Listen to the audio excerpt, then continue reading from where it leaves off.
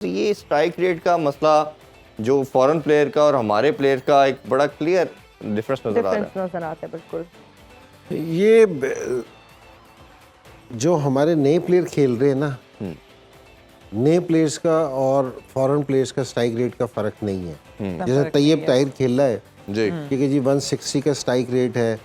अभी वो पेशावर से खेल रहा था, अपना लेफ्ट हैंडर, क्या नाम था उसका, तो उसका भी स्ट्राइक रेट है ना 160 का था जी। तो 200 का स्ट्राइक रेट से उसने स्कोर किया है। या अगर सैम अयूब भी स्कोर करता है तो वैसे तो वो कम करता है लेकिन जिस टाइम करता है तो उसका स्ट्राइक रेट बहुत ज़बरदस्त होता है। ऐसे ही हमारे जो नए लड़के आ रहे हैं वो बिल्कुल मॉडर्न उस पर क्रिकेट खेल रहे हैं कि सारे शॉट्स मारते हैं। अगर जिस तरह बाबर है या रिजवान की बात करते हैं ना, ये ऑड शॉट्स नहीं खेलते कि जी इधर से आके स्कूप नहीं मारते या रिवर्स स्वीप शॉट नहीं मारते, इस तरह की चीज़ें नहीं करते। लेकिन जो हमारे नए लड़के हैं वो सारी शॉट्स इस तरह खेलते हैं जो मॉडर्न क्रिकेट में आजकल खेली जा रही है। ये अच्छा साइन है हमारे लिए। और यही हमारे जो उनसे प्लेयर है ना, ये जिस टाइम परफॉर्मेंस देंगे ना तो फिर जो दूसरे लड़के होंगे ना उनको उसको मैचअप करने के लिए ना अपनी परफॉर्मेंस को रेस करना पड़ेगा। अब जिस तरह हम बाबर की और रिजवान की बात करते हैं कि इनका स्ट्राइक रेट से हम अक्सर मुतमईन नहीं होते। कल भी बाबर ने 31 रन किए थे, परसों जो मैच खेला था मुल्तान से उसने 26 बॉलों पे किए थे, तो वो इतना ज़बरदस्त स्ट्राइक रेट नहीं था। या तो टीम प्लान करती है इनको कि रिजवान से कहती है कि जी लंबा खेले, जिस तरह 82 भी इसने किया था तो ये पूरे 16-17 ओवर तक गया था, या अब भी ये इस तरह गया। अदरवाइज़ ये कि जी मेरे ख्याल में जिस कैलिबर की ये प्लेयर है, क्योंकि ये वर्ल्ड क्लास प्लेयर है, क्योंकि जी पहले 2-3 नंबरों में इनको काउंट करते हैं, तो मेरे ख्याल में इनको थोड़ा सा बेहतर खेलना चाहिए, इनको लीड फ्रॉम द फ्रंट करना चाहिए। जो ये यंगस्टर्स आ रहे हैं इनको इसको गाइड करना चाहिए। मेरे ख्याल में इनको इस चीज़ के मुतालिक ज़रूर सोचना चाहिए कि जी ये वाली चीज़ हमारी बेहतर होगी ना तो उससे पाकिस्तान को ना बहुत विक्ट्रीज मिलेंगी। पाकिस्तान की क्रिकेट बहुत ऊपर जाएगी। बिल्कुल सही कह रहे हैं। अच्छा इंजी भाई, जब हम इस सीजन की बात करते हैं तो हम देख रहे हैं कि स्पिनर्स नई बॉल के साथ काफ़ी इफेक्टिव नजर आ रहे हैं। जिस तरह से अकील हुसैन की हम बात करें, उन्होंने बहुत अच्छी बॉलिंग की। आप क्या समझते हैं ओवरऑल स्पिनर्स के रोल के हवाले से, हमें कुछ बताइएगा। नहीं, स्पिनर्स बड़े ज़रूरी हैं और ये कोयटा की वाहिद टीम है जो 2 रेगुलर स्पिनर से खेलती है। जिस तरह मुल्तान भी है ना, उसामा 1 रेगुलर उनके पास स्पिनर है। ये कोयटा की टीम है, ये रेगुलर 2 स्पिनर से खेलती है। मैं और इरफान भाई ना बाहर बैठ के बात कर रहे थे कि जो हमारी पिचेस है ना, हम है ना सब कॉन्टिनेंट वाले, जिस तरह ऑस्ट्रेलियन है ना, वो फास्ट बॉलिंग के चैंपियन समझे जाते हैं कि फास्ट बॉलिंग को अच्छा खेलते हैं। हम चैंपियन समझे जाते हैं कि जी हम स्पिनर्स को बहुत मास्टर प्लेयर हैं। लेकिन मैं ये अफसोस के साथ कहूँगा कि अब हम चैंपियन नहीं रहे। मैंने अक्सर पाकिस्तान के टॉप प्लेयर्स है ना, गुगली वो रीड ही नहीं करते। जहाँ स्पिन होना शुरू हो जाए तो वो बीट होना शुरू हो जाते हैं, उनका बल्ला बिल्कुल ब्लॉक हो जाता है। उनको पता ही नहीं कि जी मैंने स्पिन बॉल को किस तरह खेलना है। इवन कि 4 से 5 नंबर के जो उनसे प्लेयर है ना, तो उनको भी नहीं खेलना आता। तो जो सबसे बेस्ट है उसको नहीं खेलना आता। इसमें एक और ऐड करना चाहूँ, अब हम इंडिया की सीरीज देख रहे हैं, प्योर स्पिनिंग ट्रैक। बांग्लादेश की सीरीज उठा के देख लें, प्योर स्पिनिंग ट्रैक। हमने अपनी जो होम सीरीज ऑस्ट्रेलिया से हारी, न्यूजीलैंड से ड्रॉ की, इंग्लैंड से वाइट वॉश किया।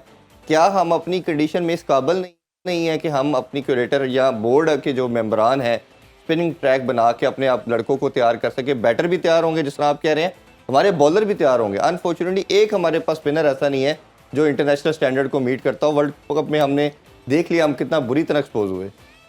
इरफान भाई, इसमें बिल्कुल एक सिंपल सी चीज़ है, हमारी जो फर्स्ट क्लास की पिचेज़ है ना वो भी स्पिनिंग नहीं है, इसलिए हमारे जो उनसे लड़कों का ना स्पिन रीड ही नहीं करना आता। और जो स्पिनर्स अगेंस्ट पाकिस्तान के प्लेयर्स के खिलाफ अच्छी स्पिन बॉलिंग कर रहे हैं वो इसलिए है कि जी ये स्पिनर्स को अच्छा नहीं खेलते। इसमें कहने में वो कोई दो राय नहीं। अच्छा, अब सूरत-ए-हाल क्या है कि हम पीछे किधर है, ये प्लेयर्स को ब्लेम नहीं देना चाहिए। मैंने ये वाली सजेशन दी थी बोर्ड को, आप दुनिया के किसी भी कंट्री में चले जाएं, आप ऑस्ट्रेलिया जाए ना, आप जिस टाइम पर्थ का नाम सुनते हैं ना तो आपको फौरन आइडिया आता है कि यार क्या पिच होगी। आप साथ ही सिडनी का नाम सुनते हैं ना तो आपके जहन में आइडिया आता है कि जी क्या पिच होगी। साथ ही एडिलेड का नाम सुनते हैं आपको पता चलता है कि ये बैटिंग पैराडाइज है, ठीक है ना। आप उसका मेलबर्न का नाम सुनते तो आपको पता चलता है कि ये किस तरह की पिच होगी। पाकिस्तान में आप कहीं भी नाम सुन लें सारी सेम है। वो कोई चीज भी जहन में नहीं आती आपके, ठीक है। सो मैंने बोर्ड को ये वाली सजेशन दी थी बकायदा कि जी मैंने इसको, और अभी नहीं दी थी, पहले दी थी, आज से 5-6 साल पहले। मैंने कहा कि जो हमारे फर्स्ट क्लास के प्लेयर्स हैं, जो अच्छे हैं, इंग्लिश भी बोल सकें और उसको समझ भी हो, मैंने कहा उनको मुख्तलिफ है ना दुनिया के है ना कोर्सेज कराए जाए पिचेस की, क्रिएटर्स की, ठीक है, और ताकि वो आके ना फिर हमारे बनाए पिचेस, उनको एक एक स्टेडियम दिया जाए और फिर गाइड किया जाएगा कि ये हमें स्पिनिंग ट्रैक चाहिए, ये हमें स्विंग वाला, मीडियम पेसर के लिए स्विंग वाला ट्रैक चाहिए, ये बैटिंग ट्रैक चाहिए, ये फास्ट बॉलिंग के लिए चाहिए, ताकि हमारे प्लेयर्स की स्किल्स डेवलप हो सारी चीज़ें खेल के। इंजी भाई, अगर हम 10 साल पीछे चले जाएं तो फैसलाबाद की पिच सबसे तेज पिच एशिया की कहा जाता था। पिंडी की पिच जो थी ये वन ऑफ द बेस्ट और सबसे बड़ी स्विमिंग कंडीशन वाली पिच कहा जाता था। अब वो सबसे फ्लैटेस्ट पिच हो चुकी है जी। वो इसलिए कि जी हमने किसी का काम ही नहीं किया, कोई चीज़ ही नहीं की कि हमें ना बाउंड्रीज छोटी करते जा रहे हैं। अगर अभी अभी आप PSL में देख रहे होंगे कि 60 की बाउंड्री है, 62 की है, कहीं से 66 की है, इंटरनेशनल में 70 की आती है, तो हमें मुश्किल होती है। अगर हम देखें, मैं एक बिल्कुल जिस टाइम हम क्रिकेट खेलते थे ना, तो इमरान भाई एक बात कहते थे कि जिसकी प्रैक्टिस हार्ड होगी ना उसका मैच आसान होगा, बिल्कुल, और जिसकी प्रैक्टिस आसान होगी ना उसका मैच मुश्किल होगा, ठीक है ना। अगर हम अपना फर्स्ट क्लास का जो सा सीजन है ये हमारे लिए टफ होगा, हमारे प्लेयर्स के लिए टफ होगा ना, इंटरनेशनल क्रिकेट आसान हो जाएगी। इरफान भाई परसों बात कर रहे थे ना कि यहाँ तो मार लेते हैं, इंटरनेशनल में आके पता नहीं इनकी टांगे नहीं हिलती, क्योंकि ये आसान कंडीशंस हैं, आसान कंडीशंस हैं, बिल्कुल, ठीक है ना। तो जिस समय आप इंटरनेशनल में जाते हो थोड़ी सी मुश्किल कंडीशन मिलती है, आप एक्सपोज हो जाते हो। तो मैं इनको इस पे प्लेयर्स का कसूर नहीं कहूँगा कि अगर वो ऐसी कंडीशंस में खेलेंगे ही नहीं तो उनकी स्किल्स डेवलप भी नहीं होंगी। तो उनके लिए ज़रूरी है कि जी उनके लिए ये वाली कंडीशंस बनाई जाए।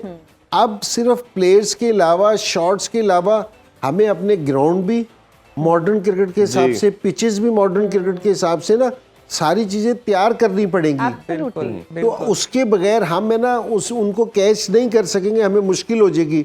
और ये अब भी जो कैच करते हैं ना, तो मैं ये अपने प्लेयर्स को क्रेडिट देता हूँ कि इन फैसिलिटीज में भी जाके ये उनको कैच करते हैं। तो ये हमारा टैलेंट है पाकिस्तान वालों का। अगर हमें वाली फैसिलिटीज दी जाए तो मेरे ख्याल में कि हमारे प्लेयर्स और भी बेहतर परफॉर्मेंस बिल्कुल, अगर इंटरनेशनल लेवल की फैसिलिटीज यहाँ पर प्रोवाइड की जाए तो टैलेंट की कमी नहीं है, लेकिन अगेन अगर प्रोवाइड की जाए तो देन अगेन ये टैलेंट की कमी क्या है, पूरी दुनिया में लीक होती है, इंडिया में लीक होती है, हमारे साथ ही है, सारों से बड़ी लीक कहते हैं। कभी आपने सुना कि जी इस तरह का, जिस तरह ये नाफे लड़का आया है, उनके पास कोई इस तरह आ सकता है? ऐसा ही है। ये हारिस रऊफ आया था। हमारे पास टैलेंट बहुत है, बहुत ज्यादा टैलेंट है कि हमें अब माजरत के साथ तलाश करने की भी जरूरत नहीं पड़ती कि जी कोई गली गली फिरना पड़ता है। तो वो जिस तरह आपका वो नॉलेज बिखरा होता है ना अक्सर जहाँ, तो इस तरह टैलेंट भी बिखरा हुआ है। ये अच्छा था, टैलेंट भी बिखरा हुआ है। पाकिस्तान का टैलेंट को इकट्ठा करने की जरूरत